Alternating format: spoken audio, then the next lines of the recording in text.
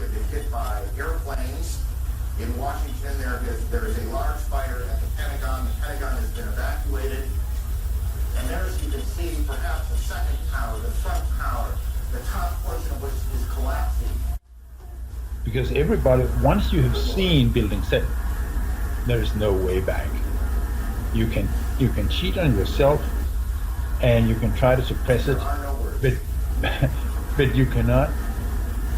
You have seen it, and then there's no way back. It's not very healthy, to lie to yourself and say, no, I didn't see that.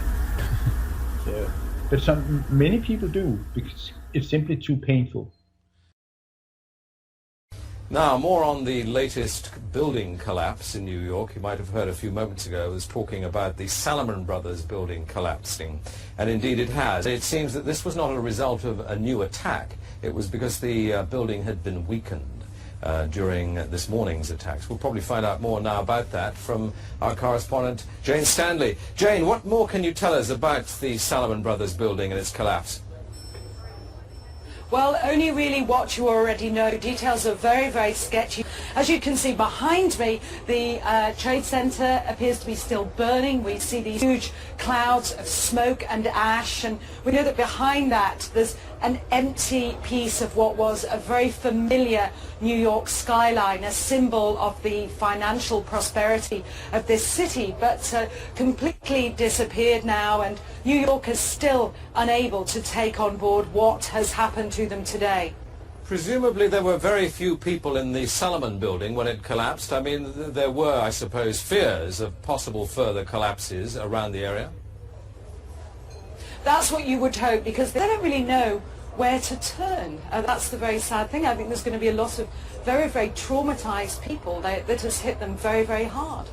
Jane, I think many of us, when we heard the news, perhaps on the radio earlier today, were completely flabbergasted by it and just couldn't comprehend it. I mean, it almost sounded too far-fetched.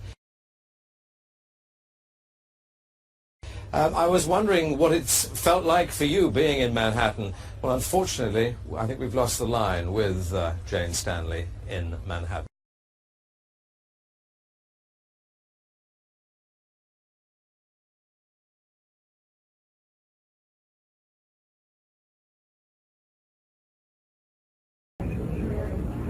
Now, here we're going to show you a videotape of the collapse itself. Describe that. Now we go to videotape, the collapse of this building.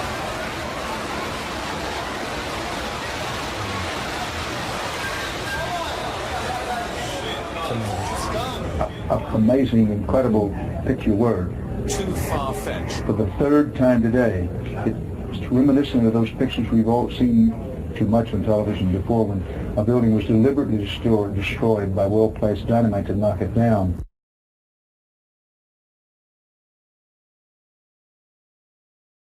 See what you see and not what you're supposed to see.